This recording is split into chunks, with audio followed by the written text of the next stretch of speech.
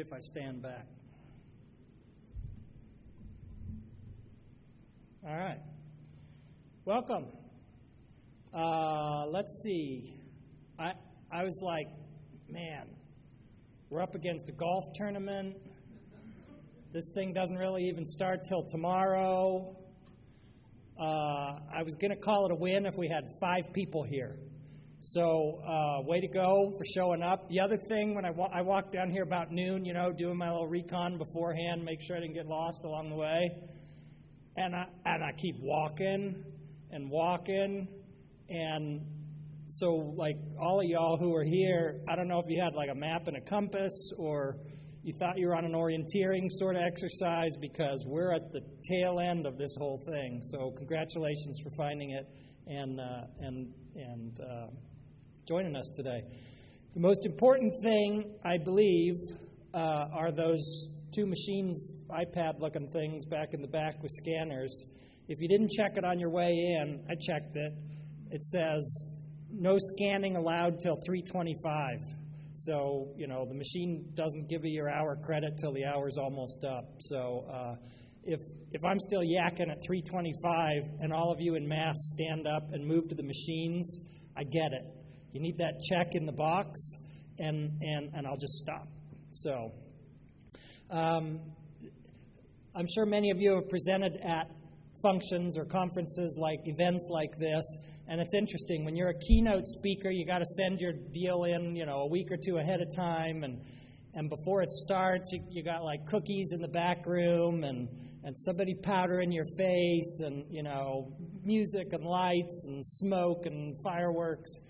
And then when you're in a breakout session, well, here we are. I'm introducing myself. There's an empty podium I got to figure out how to plug stuff into. But I'm happy to be with you today. I'm Paul Bingham, Vice President and Dean at Western Governors University. Prior to Western, where I've been for about 3 years. Too loud? I just had a call to adjust audio. All right. Keep going. Too quiet? Too loud? You good? All right. We have some videos in here that I checked earlier, and so either we'll work with it. Anyway, I've been at WGU for about 3 years, and prior to WGU, I was an FBI agent for 24 years. So for most of my career, when I said that, I said it proudly, and most people in the audience nodded their head, gave you a thumbs up or whatever. In fact, that was why they invited me usually to speak to things. And let's just say that I'm glad the topic this week is not execution of search warrants. And no, I don't know anybody who was part of the last bit of that. I have executed hundreds of search warrants in my career. I understand the process, but topic for another day, or maybe a little later when we're taking a break. Anyway, had a great career, and now have another career here at WGU. Just because we're all friends, about an hour ago, I don't know if any of you do Wordle. If you don't, be careful. That first drink It might set you up for a heavy addiction for the rest of your life, is what I'm saying. My family was doing this, and I'm like, what's this Wordle business? Just Google it. It's free. A little word game. Anyway, any of you who do play it, this is my Wordle today. And second time ever. I got it on the second guess. Oh, yes, thank you. A Wordle guy gets it. It's not a signal of higher intelligence or anything else. It's just, there's no context. It's just 5 letters, and you can see one of them was right on the first guess. I don't know. Well, I won't spoil it. I was going to say what the word was, but some of you, I could tell you what my first word is if you want. Adieu. So you can figure out which was the green square on the first word. All right. Anyway, to those of you who are military or former military, retired military, thank you for your service. Thank you for what you do to keep us safe every day. And I did a lot of work with the military. Had we done a a full intro, I would have said, I'll say it now, my last posting in the Bureau, I was the legal attaché, which is the counterpart of defense attaché and chief of station with those other guys and whatnot, in Buenos Aires, Argentina for 3 years. So I oversaw Bureau's work in Argentina, Uruguay, and Paraguay, and had military counterparts in each of those embassies that I worked with. And then through a lot of other work, did a fair amount of work with our military counterparts, as well as, we can't talk about it here, but pretty cool case in the early 2000s with the NSA, which is, of course, a lot of your counterparts too. And if you think early 2000s, Iraq, and it was pretty fun. So anyway, I know that military presentations always start with an org chart or an eye chart. And so here's our org chart for Western Governors University. The most important people in the organization are our students. And a little bit about our students. We have, in our cybersecurity program, since we're in a cybersecurity-ish conference, we have 3 programs, 2 bachelor's degrees and a master's degree. We have, I looked them up last night, currently about 14,000 currently enrolled students among those 3 programs. And this kind of shows what the distribution is. Of probably most interest to you is that military circle, 38%. That's represented by about 2,700 students who are active duty enrolled in one of those 3 programs as of yesterday. And same number, actually, 2,700 and, some change, veterans enrolled in those 3 programs. So 5,400, 5,500, if you add the end change, of our about 14,000 students currently right now enrolled in those programs. So not here to do a WGU commercial, but, if you've not seen what we're doing, some really great stuff, and encourage you to check us out. Or I think our outreach folks have a table in the hallway down there. I don't know if anything's on it yet. And I apologize, I don't have any swag at all. I flew in from Salt Lake City, and I'm like, well, where's the marketing people? Because these people deserve something. So hit them. I'll go hit them up, and I'll be like, hey, did you bring us anything? At the little table in the hallway. So, all right. Some of my bona fides. I did a 6-month tour in Kabul, Afghanistan.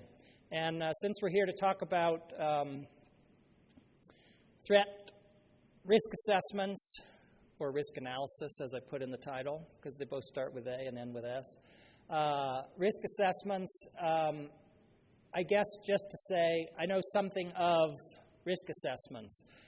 For instance, FBI policy on driving around Kabul, Afghanistan, which I did every day for 6 months. Self-drive, at least 2 agents in the car. No anti-radio cell phone things on the bumper. Low vis as much as possible. Dress in local garb. And off we go. And, a lot to consider every day that we hit the road and thought about threats and vulnerabilities and likelihood and impact. Also, some days that potentially weren't so immediately dangerous, but still fun.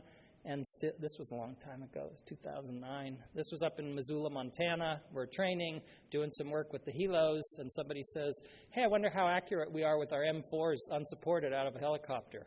Well, the answer obviously is not very, but it's fun to do anyway. But, hasty risk assessment done prior to doing it. Yeah, what could go wrong here? And off we went. And then the sheriff showed up about an hour later. But we're all still friends, so. And finally, the most non-permissive environment of all, which I successfully navigated, I raised 2 teenage daughters, along with my wife. So I should say I was present while my wife raised 2 teenage daughters. But it's probably a little grainy up there, but this is from my daughter's Facebook page at the time. I think it was Facebook. And I was more than happy to have her share that she had spent Saturday at the take your family to the range day. That was me with my brand new rifle that I had not even painted yet, doing the sniper demo that day. And There is a story in there about, I can't tell it. It makes me sound like a bad person. Anyway, let's just say there's some friends of hers of the male gender, dad cleaning a weapon, some .308 rounds lined up and a Sharpie marker next to them. And there may have been just as many rounds as male suitors that were going out for the evening. You could fill in the blanks. I'm really not a bad person. And, times were different back then. So here we go, though. We're here to talk about risk assessments. And look, I'll level set at the beginning of this. If you're like me, I have some fancy certs like all of you do. And those machines back there are why you're really here today.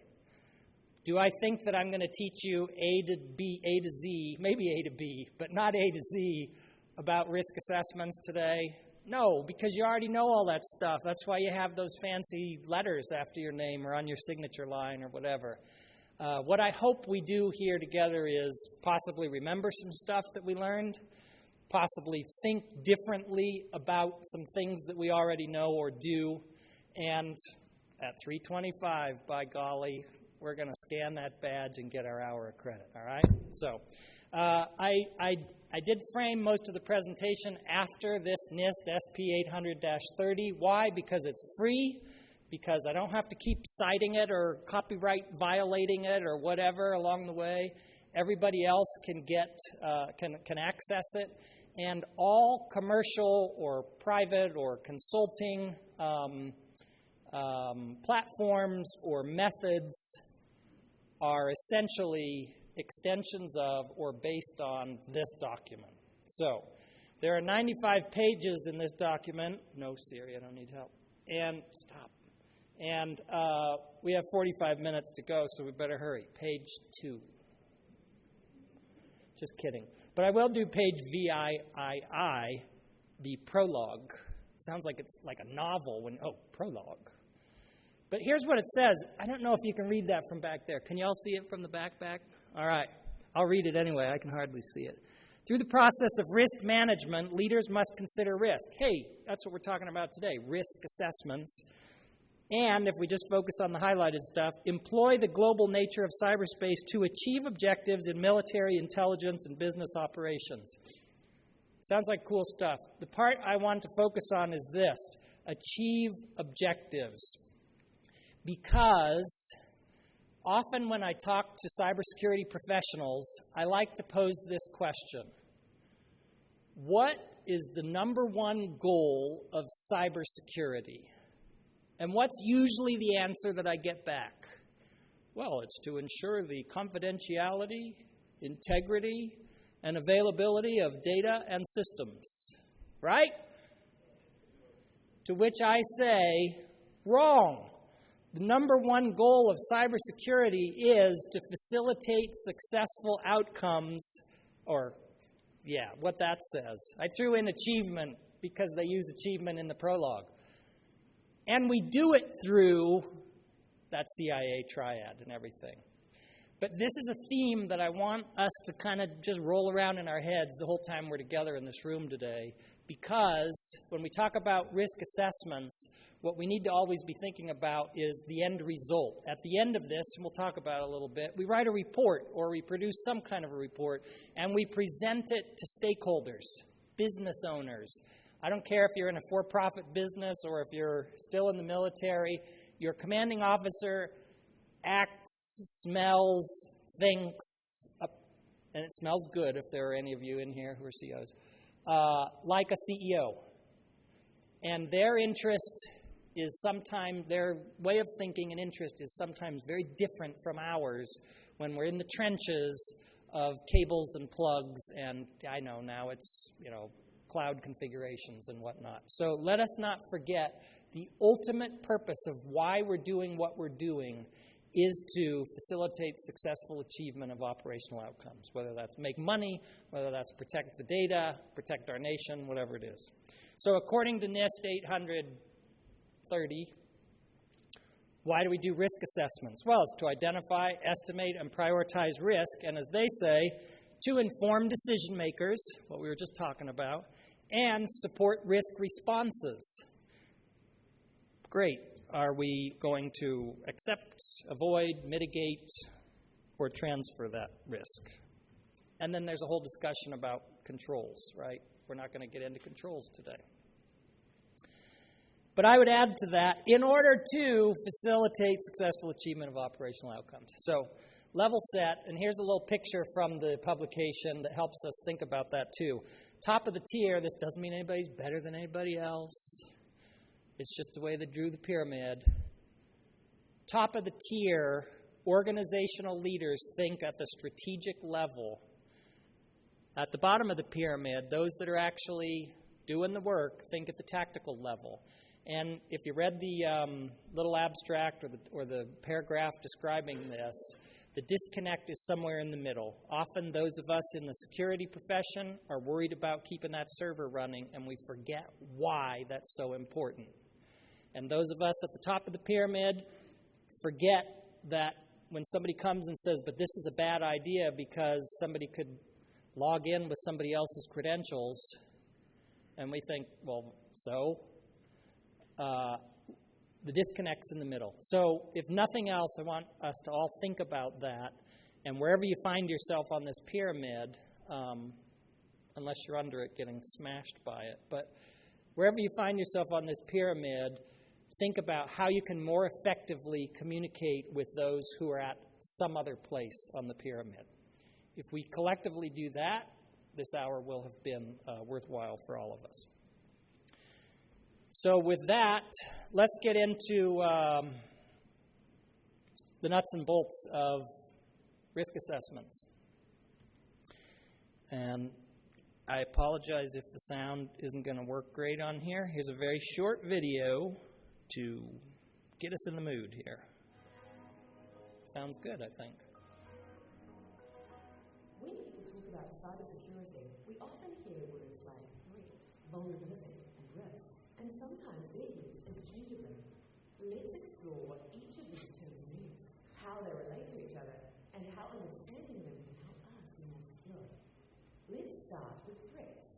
Cybersecurity threats come in all shapes and sizes. Natural threats, like fires and floods, environmental threats, like power surges or blackouts, and there are all kinds of malicious and intentional threats that are broadly characterized as hacking or any technique that leads to the compromise of a computer device or network. In summary, threats are all the bad things that can negatively affect your network or individual computer devices. Now, what about vulnerabilities? Vulnerabilities are the weaknesses that threats can exploit. Generally speaking, a threat is only dangerous to us if we have a corresponding vulnerability that is susceptible to that threat. Cybersecurity professionals need to have a good understanding of both the threats they face as well as the vulnerabilities that exist in their network environment. To understand these, they conduct detailed threat and vulnerability assessments. The end goal of all of this is to reduce our risk of compromise. From a business standpoint, a complete risk calculation would also include factors such as likelihood and impact. Today, we're just going to focus on threats and vulnerabilities. You can think of your network like a popular game battleship. Threats would be like your friend who is trying to sink your ships by calling out different coordinates. B7, hit.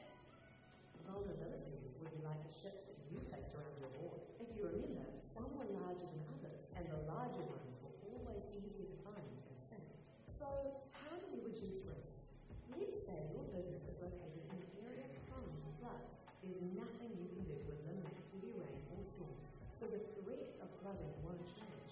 But you can reduce your vulnerability to the threat of flooding by moving your computer servers from the basement to a higher floor.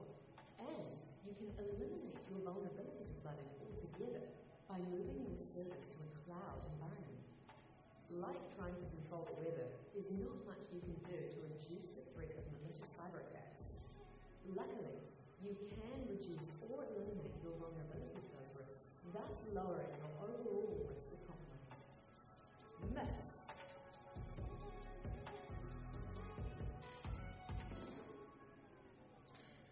All right.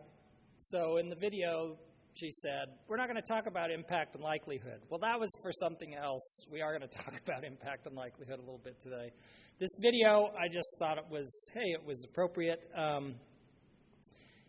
This is from a little something that I'm doing mostly because it's more fun than sitting in meetings all day at work, but it's from a little something that we call the Cybersecurity Series. If you're interested, you can check it out. We've only done 2 episodes. The next episode's coming September 14th, like it says there, and it's basically a talk show about people working in the cybersecurity profession. So we had somebody with Red Canary on the first episode. We had 2 folks from Cisco's Duo Security, talked about MFA and all that jazz in the second episode. Next one is a lady from Microsoft's DART detection and response team. So something to check out if you want. Also, by the way, the lady narrating this, when they first did it, they had this studio team. I write the script and then they make it look really nice.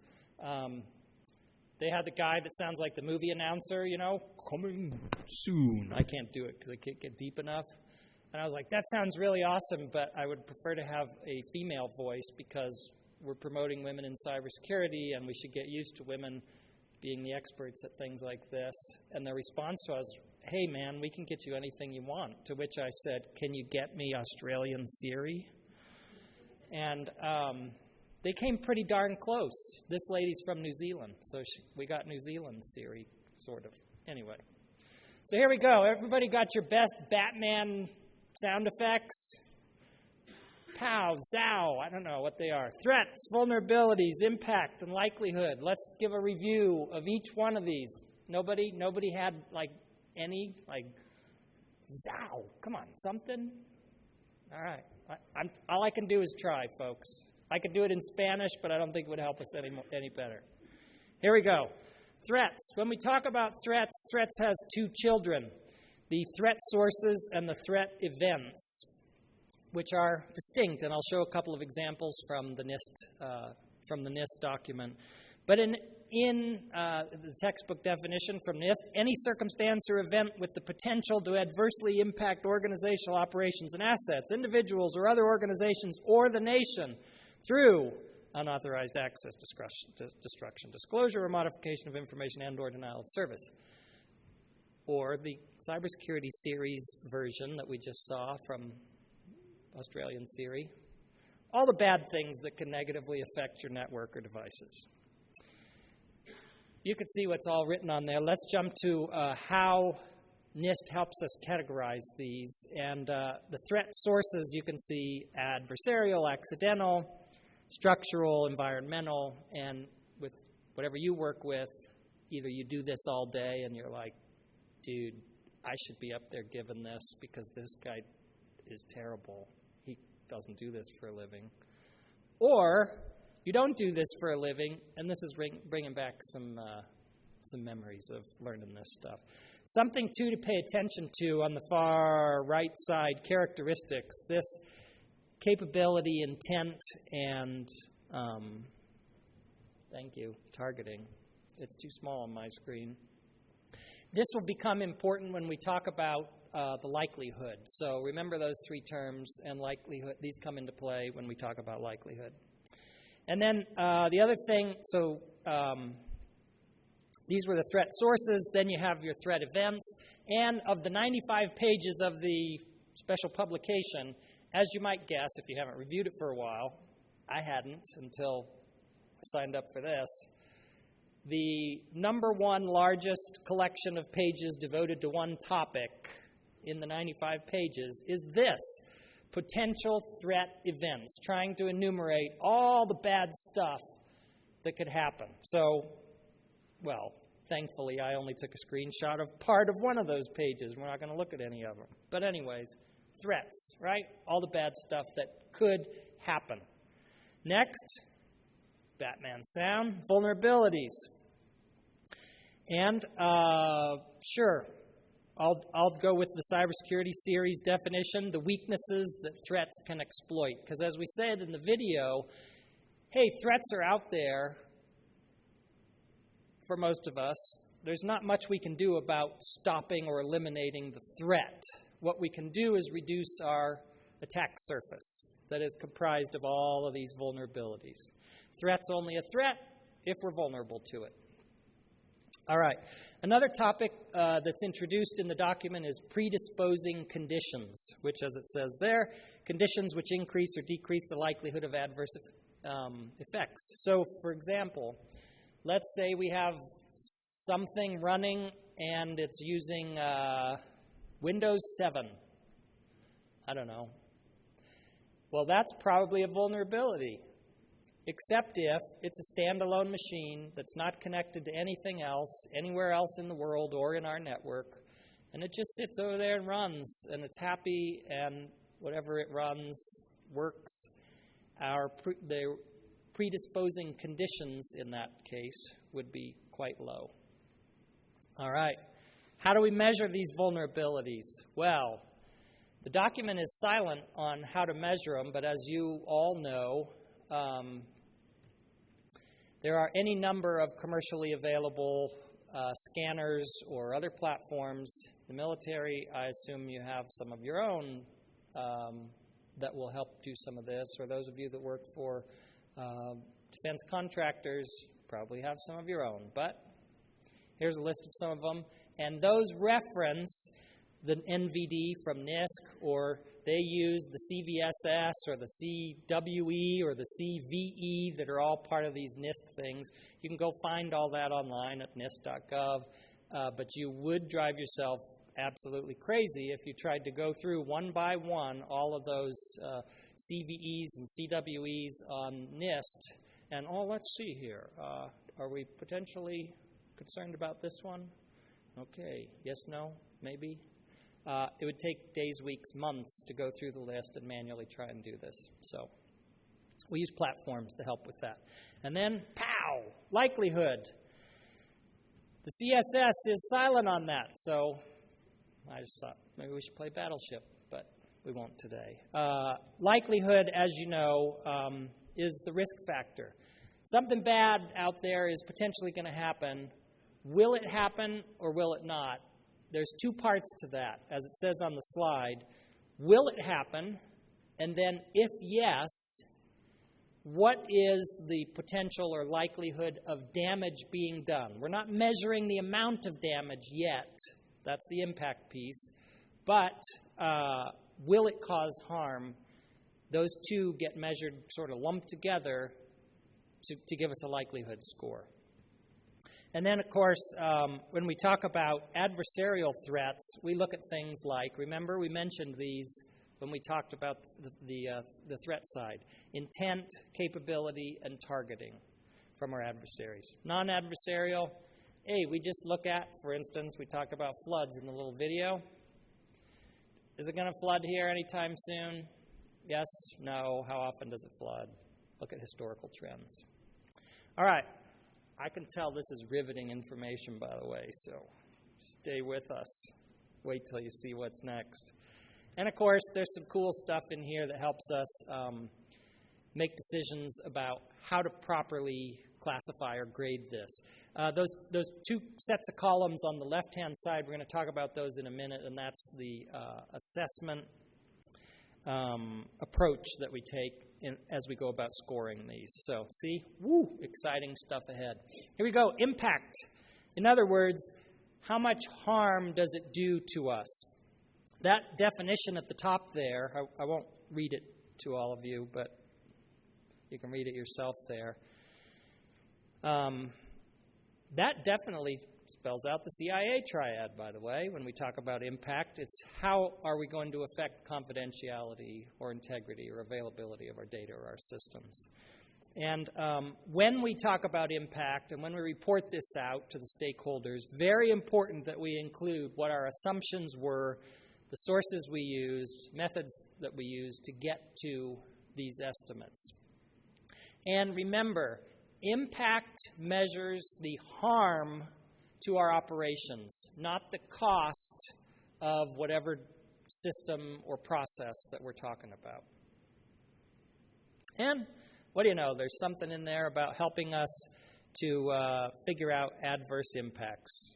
Operations, assets, individuals, other organizations, and the nation. Great. So there you go. Threats, vulnerabilities, impact, likelihood. And let's keep going. Now, before I show this next slide, I don't want any hate mail. I know that Augusta, Georgia is home to some mighty fine U.S. Army operations. I know that the Army's not the Navy. But I spent time once, I spent a day, not time. I was a visitor to the USS George Washington once upon a time, and it was super cool. I also flew around in a lot of UH-60s in my bureau career, and watching one of those come in for a landing just isn't quite the same as this.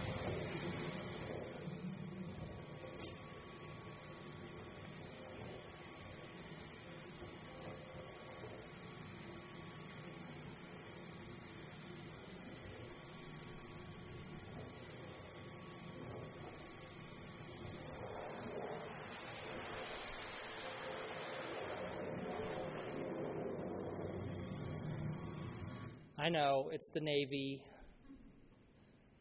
Look, send me some cool video of like an Apache helicopter ripping the heck out of something, and I will put it into my presentation when I talk to the U.S. Navy Community College, okay?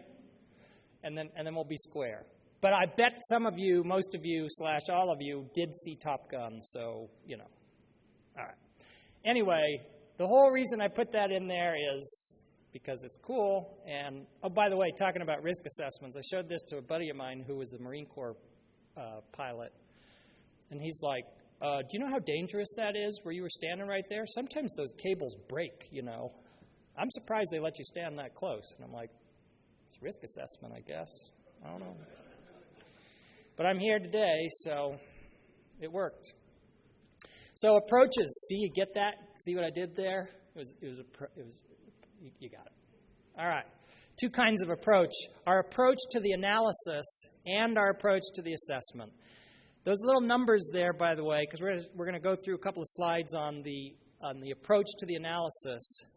Those little numbers there are, my opinion. Feel free to throw out your opinions if they're different, or just applaud and tell me, hey, man, I agree with you. On controllability factor, right? So the first one is sort of the normal one. We start with the threats. Well, I'm spoiling the surprise. You'll see the picture. But start with the threats. The other one's vulnerability-based. The other one's asset or impact-oriented. And as I look at them and I say, well, which of these can we most easily control? If you remember back to, Australian Siri, not a darn thing we can do quite often about threats. You guys, the military actually could do something about some of those threats, but most of us can't. Because you could actually eliminate the threats, which is pretty darn cool. Anyway, keep those numbers, why I threw them in there is kind of keep that in the back of your head as we talk about the approach that we would want to take to some of these risk assessments. So the analysis side of it, this is kind of the stereotypical start. This is a timeline. You get it. Start with the threats, then figure out what sort of vulnerabilities we have to those threats, then likelihood, then impact, right? The 4 Batman things. And ultimately, it adds up to a risk score. The reason I think this is A, not very controllable, and B, potentially problematic for us is we end up playing a little bit of a game of whack-a-mole when we take this approach. And by starting with the threats, well, what happens if we miss a threat or whatever? You create this sort of one-to-one relationship, and I think potentially we have the chance of missing a vulnerability because we're focusing so much on threats and what vulnerabilities sort of not give rise to, but create our susceptibility to those threats. But when something breaks, Colonial Pipeline, whatever, meatpacking company, and the boss sees something on the evening news, these are the ones that they're going to come in the next morning and say, hey, so I saw something on the news last night. Are we susceptible to that? So this is the one the boss is going to ask about. The other one, which I'm generally more of a fan of, and that's starting with the vulnerabilities. And you use one of those fancy scanners, and it spits out all this data. And then you say, they don't know what they're talking about. But at the end of the day, you finally have to admit, okay, fine, we probably do have some vulnerabilities here. And by the way, when we talk about vulnerabilities and doing these risk assessments, our vulnerabilities, I think it was on the slide earlier, but we're generally considering vulnerabilities in current state, as I would say, net of controls. Because, in other words, the way we are controlling against certain vulnerabilities, that's the state that we're going to compare to the threats. And if we're deficient, then that's the whole reason we're doing this exercise, so that then we can either put more controls in place, or we can shrug our shoulders and say, it's not a problem. So, probably enough said about that one. All right, and the third one is the asset or impact-oriented approach, which is probably the best approach, I think, for selling this to executives and stakeholders.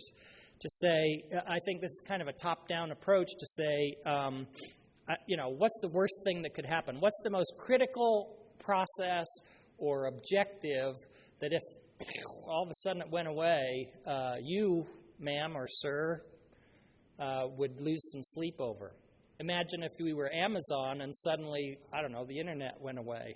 That's probably a bad example. But Amazon, as I understand, transactions per second.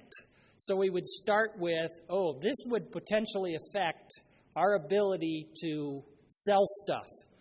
And ma'am or sir, well, I guess it's sir, Mr. Bezos, which is kisses in Spanish, by the way. Anyway, not so tough anymore, is he? Anyway, what's your risk tolerance? How many seconds before you start freaking out and because we've lost $1 bajillion in 8 seconds? Well, great. That gives us a target to work against. I know it's now beyond the risk assessment, and that's, who knows, maybe next year's AFCEA topic for an hour of continuing ed is talking about what do we do after the fact. But it gives us something to work against because we understand that sort of whole cost benefit and return on investment and stuff. This is the one starting at the asset or impact that is going to be most easy to kind of sell to the strategic level thinkers. All right. Then we have our assessment approaches. And you got 3 choices: quantitative, qualitative, and semi-quantitative, or hybrid. How are we doing on time, by the way? We're doing great. All right, remember, 3:25, the scanner works. But there's a good story still here, so stick around. All right, quantitative assessments, we all know they're costly, they're challenging, but they have great value. So if I were to do this, this is probably the last one I would use, and I would use it with the most critical operations, the most critical impacts potentially against our most critical operations. Because, as it says there, probably the biggest chance of the bosses buying off on whatever control we're going to tell them we need at the end of this thing. What are the measures we use for that? Well, it's really super thrilling stuff like single loss expectancy, annualized rate of occurrence, annualized loss expectancy. I put some math in there in case some of you are bored and you already solved today's Wordle. You can start calculating these for fun and games.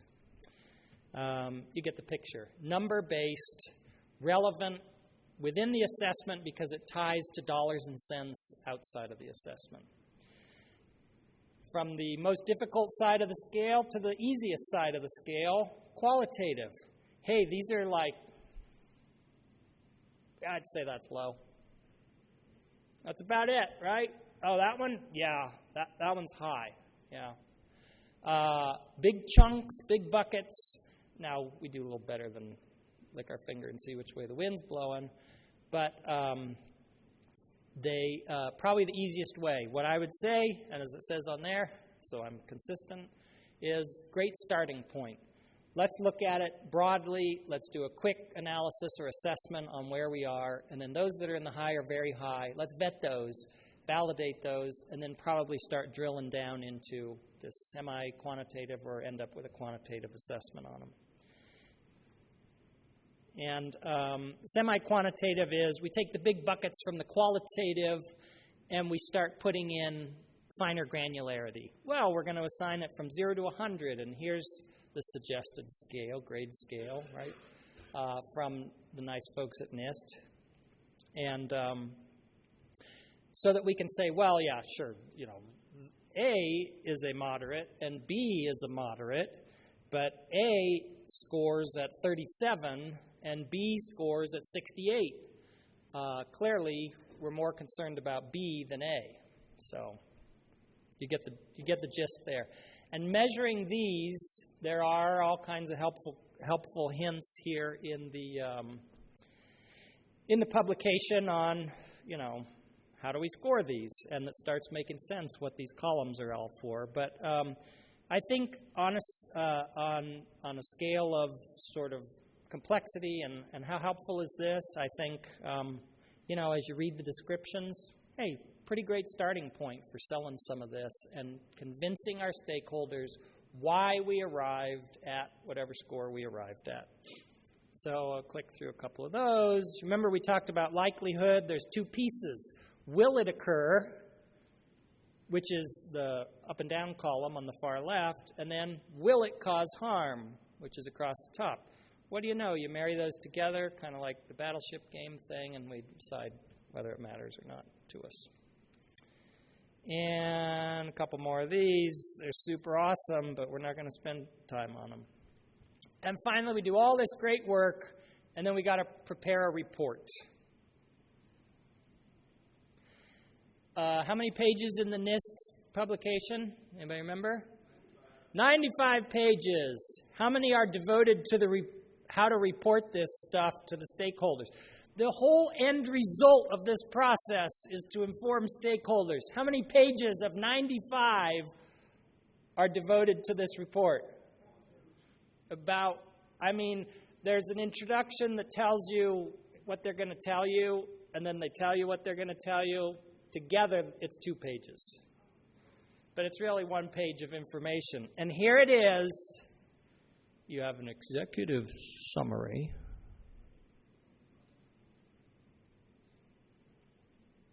You have a body of the document. And you have some appendices. Good luck. Yeah, all right. So, and I would say, they kind of say it in there, but I would say there should be a huge red asterisk also in the document that says, hey, look, we did our best, boss. But please understand, you know, unless you actually work for NASA and you are a rocket scientist. Well, still, there are assumptions. You need to spell those out. There's a methodology that you use. Why did we use it, and why do we think it's the best idea? Well, here you go, boss. Here's why. Let us not forget, what's the whole goal of the risk assessment? We've seen this one before. Making an encore here, is to inform decision makers and support risk responses. In other words, are they going to buy off on that control that you say that we need to sell them? Well, we're not going to sell them. We need to buy it. Or maybe some of you are selling it, actually. I don't know. And is it going to support the ongoing success in achieving our operational outcomes? This report has to sell that notion. So remember, where are you on this? Where are they on this? Because I realize we may have some of both. Some Tier 1 folks, some Tier 3 folks, some Tier 2 folks. Don't forget where the other folks are and how to successfully talk with them. And so now, if you'll indulge me one more time for some pictures from the old family photo album, I have a scenario to present to you that will, when I'm done, actually relate to what we're talking about here today. Last September, one of my coworkers found out that back in college, which was more than a couple of years ago for me, I played rugby for Brigham Young University, one of the top rugby programs in the United States of America. No other fellow Cougars in the crowd, but that's okay. And so I said, sure, I'll travel to Vail, Colorado, and play in an over 50 rugby tournament. It's like an international rugby tournament. Why is it international? And I don't know who that dude is in front of me, by the way, getting in my picture. But anyway, why is it international? Because I think it has to be international to find enough people over 50 still willing to try to play rugby. But anyway, outstanding talent on the rugby pitch. For instance, somebody snagged this picture. That's me trying to grab that guy's jersey. So, think of this as a business operation. Are there threats to my safety and livelihood? Might I have some vulnerabilities? Oh, come on, really? What is the likelihood of this vulnerability?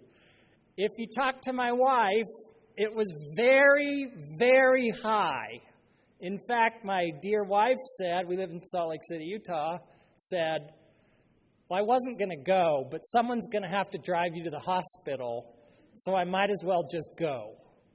Well, gee, thanks, sweetheart. Likelihood. And impact, well, I mean, you know that's a happy ending because I'm here, but, yeah. So I don't have a picture, but actually it was this same guy with the ball, 3/4 of the way through a game.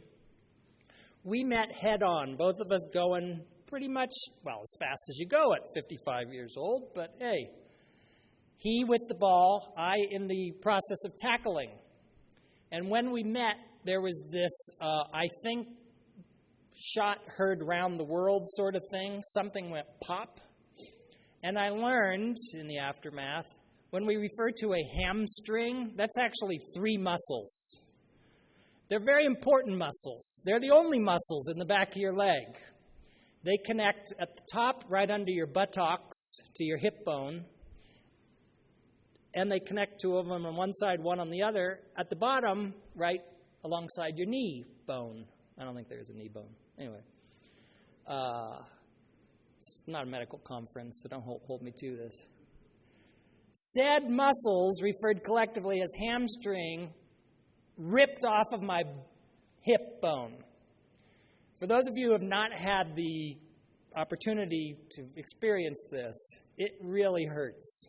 And I would have taken a picture of the scar, but just trust me, you don't want to see it, but you can imagine it follows the outline of something right at the top of your leg, right underneath where they connect. And these doctors hooked me back up, and holy cow, does it take a long time for bone and muscle to grow back together. I'm at 10 months now, and look at that, I can run and stuff. It was 6 months before I could even think of doing any of this. All right, so last rugby game of my illustrious career. There it is, folks. But here's why I bring this up. First of all, yes, dear, you were right again. And second of all, because your commanding officer, your CEO, is a lot like me in that they have people telling them, hey, this might not be such a great idea, boss. And boss doesn't want to hear that because they're thinking about profits we're going to make or mission we're going to accomplish or all the glory on the rugby pitch that we're going to do again. And honestly, I mean, there's a lot of similarities with this whole risk analysis assessment and this thing. I actually kind of did a self-risk assessment, and I thought, broken bone, pretty much possible, but I don't know if it's going to happen. Someone's going to take one of my knees out. Had never happened before. I thought you were going to test the scanners, but it's 5 more minutes, bro. 5 more minutes. I thought the most likely thing was going to be someone was going to take one of my knees out. This whole as I told you, I didn't even know a hamstring was 3 muscles, and then to have all of them rip off, I didn't even know such a thing was possible. So, poor risk assessment, even though my wife got it all right anyway. But how do we convince our bosses, hey, this is a really bad idea. In this case, what was the proper course? Risk avoidance was what my wife was trying to tell me. And I thought, no, I'm mitigating because I'm in great shape now and blah, blah, blah. And look, everybody else is over 50 and blah, blah, blah, blah, blah. So, when I was a youngster, I got in trouble now and again. Not very often. I was a good young man. But what I most often got in trouble for from my parents was, it's not what you said, but it's how you said it. Apparently there was, you get it. Some of you are nodding. You really get it, don't you? So I suggest for you, we've already talked about the pyramid, put yourself in their shoes. You're at Tier 3. Think about what's most important to Tier 1.